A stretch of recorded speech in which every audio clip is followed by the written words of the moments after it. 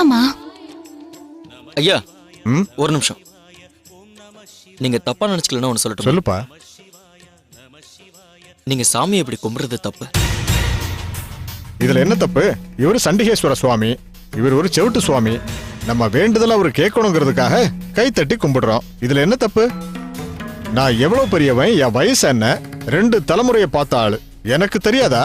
தப்பா நினைச்சுக்காதீங்க. ஒரு விஷயத்த ஒரு தலைமுறையில தப்பா சொல்லி கொடுத்திருந்தா அது தலைமுறையா தொடரும் இல்லையா? அந்த மாதிரி நம்ம ஊர்ல நிறைய நம்பிக்கைகள் இருக்கு, கதைகளும் இருக்கு. ஆனா சில நேரங்கள்ல வாய்மொழி கதைகள் திரிஞ்சு வர்றதும் இல்லையா? இப்போ இங்க சாமியா இருக்கிறவரோட பேரு விசார சர்மன். ஐயா, மணியார் நதிக்கரையில இருக்கிற திருச்செநல்லூர்ல எச்சதத்தன் பவித்ரேங்கிற பிராமண தம்பதிகளுக்கு பிறந்தவர்னு கதைகள் இருக்கு. விசாரணன்னா சந்தேகிப்பவன், கேள்வி கேட்பவன் அர்த்தமா. ஓ, அவர் பேருக்கு ஏத்த மாதிரி நிறைய கேள்வி கேட்பாராம்.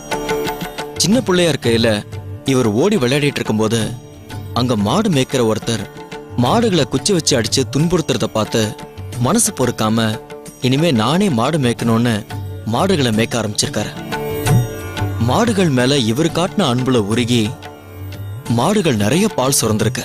அதை பார்த்து சந்தோஷப்பட்ட விசாரன் தான் எஜமானுக்கு சேர வேண்டிய அளவு போக மீதம் இருக்கிற பாலை சிவபெருமானுக்கு அபிஷேகம் பண்ண முடிவு பண்ணாராம். மணியாறுல குளிச்சுட்டு அத்தி மரத்துக்கு கீழே தான் கையால ஒரு சிவலிங்கத்தை வடிச்சு கூடுதலா இருக்கிற பாலை தினமும் அந்த சிவனுக்கு ஊத்தி அபிஷேகம் பண்ணிருக்காரு. எஜமானருக்கு சரியான அளவு பால் போனதுனால அவரும் எதுவும் கேட்கல.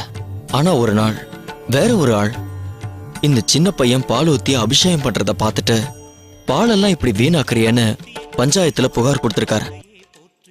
பஞ்சாயத்து கூடி விசாரிக்க அவங்க எச்சதத்தனை கூப்பிட்டு எச்சரிச்சிருக்காங்க. அவமானம் தாங்காம விசாரனோட அப்பா நேரா விசாரணை பார்க்க போனாரா. அங்க விசாரன் சிவலிங்கத்து மேல பாலை ஊத்தி கண்ணை மூடி ருத்ர மந்திரம் படிச்சுட்டு இருந்தாராம். தத்தன் ஒரு குச்சி எடுத்து அவரை விளாசன போதும் விசாரன் தன் தவத்துல இருந்து கண் விழிக்கலையா. கடுப்பான அவரு அப்ப பால் குடத்தை தட்ட காலை ஓங்க கண்முழிச்ச விசாரன் அதை தடுக்க தான் கையில இருந்த குச்சியை வீசினாராம். சிவனோட அருளால அது கோடாரியா மாறி தத்தனோட காலை காயப்படுத்திச்சான். உடனே சிவபெருமானும் பார்வதியும் தோன்ற தான் மேல இருந்த அன்புனால அப்பாவையும் தண்டிக்க துணிஞ்ச விசாரணை கட்டி தழுவி சிவன் தான் தலையில இருந்த கொன்றப்பூவை சூட்டி இன்னையில இருந்து என் சொத்துக்களை நிர்வகிக்கிற சண்டிகேஸ்வரன் சொன்னாரா. ஓ, சின்ன வயசுலயே இவ்வளவு விஷயங்கள் தெரிஞ்சிருக்கு. அப்போ இவரு செவிட்டு சுவாமி இல்லையா? இவரை கைத்தட்டி எழுப்ப வேண்டியது இல்லையா? ஐயா, இவர் கண்ணு முழிச்சு கணக்கு பாக்கிற காவல் தெய்வம். சிவனோட சொத்தை களவாண்ட கூடாதுன்னு உட்கார்ந்து இருக்கிறவர். அதனாலதான் நாம நம்ம 2 கைகளையும் உதறி, ஐயா சாமி, நான் சிவன் சொத்தை எதையும் வீட்டுக்கு எடுத்துட்டு போலப்பான்னு இத பார்த்துக்கன்னு உதறி காட்டுறோம். அவர் எப்பவுமே தவத்திலேயே இருப்பாரு. அதனால அவரை தட்டி எழுப்பி உதறி காட்டுறோம். என்ன தம்பி இது?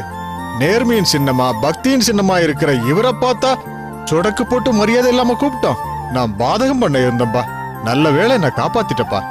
சிவனே நேர்ல வந்து சொன்ன மாதிரி இருக்குப்பா. ஐயா, பெரிய வார்த்தையெல்லாம் சொல்லாதீங்க. அப்படி இல்லப்பா, இந்த காலத்து பசங்க சினிமா பாக்குறதுல காட்டுற ஆர்வத்தை நம்ம கலாச்சாரத்தை தெரிஞ்சுக்கிறதுல காமிக்கிறதே இல்லப்பா. ஆனா நீ நம்ம பாரம்பரியத்தை விடாம இவ்வளவு விஷயங்களை தெரிஞ்சு வச்சிருக்கியப்பா. உன்ன மாதிரி சில பேர் இருக்கிறதுனாலதான் இன்னும் நம்ம கலாச்சாரம் அழியாம இருக்குப்பா. ரொம்ப நன்றிங்கய்யா. எல்லாம்